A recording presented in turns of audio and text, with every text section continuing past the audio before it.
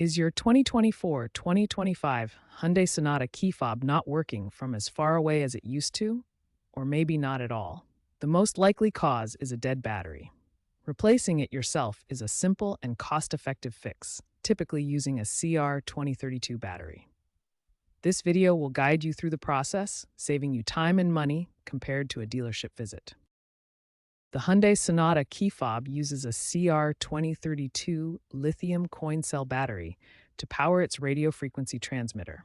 This transmitter enables key functions like locking and unlocking doors, opening the trunk, activating the panic alarm, and in some models, remote starting the vehicle.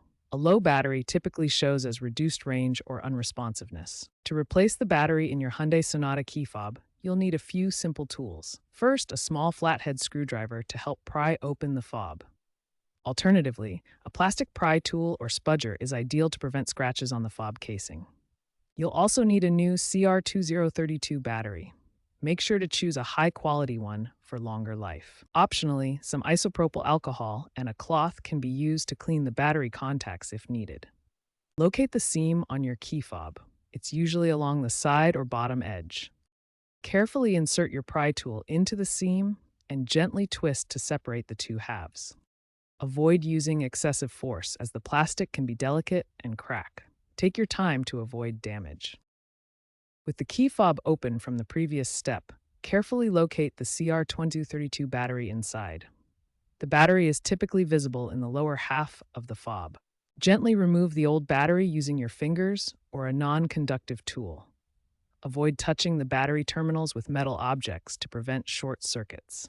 Pay close attention to the battery's orientation. The positive side, marked with a plus symbol, is usually facing up inside the fob.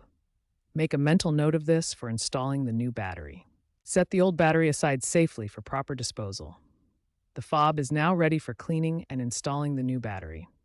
Before inserting the new battery, inspect the metal contacts inside the fob for any signs of corrosion. If you see corrosion, gently clean the contacts with a cloth dampened with isopropyl alcohol. Insert the new CR2032 battery with the positive side facing up, matching the original orientation. Carefully snap the two halves of the key fob back together. Ensure they are securely closed. Test the fob by locking and unlocking your vehicle from a distance of 20 to 30 feet. If it works, you're all set. If not, double-check the battery orientation and the fob's assembly. To prevent short circuits, avoid using metal tools near the battery. Metal can cause unwanted electrical connections that damage the key fob. Properly dispose of the old battery by recycling it. Lithium batteries like the CR2032 should never go in regular trash as they can be harmful to the environment. If your key fob has a physical key, make sure it's securely stored during disassembly. This prevents the key from falling out or getting lost while you're working. While DIY battery changes rarely void the warranty, software issues may require a dealer visit.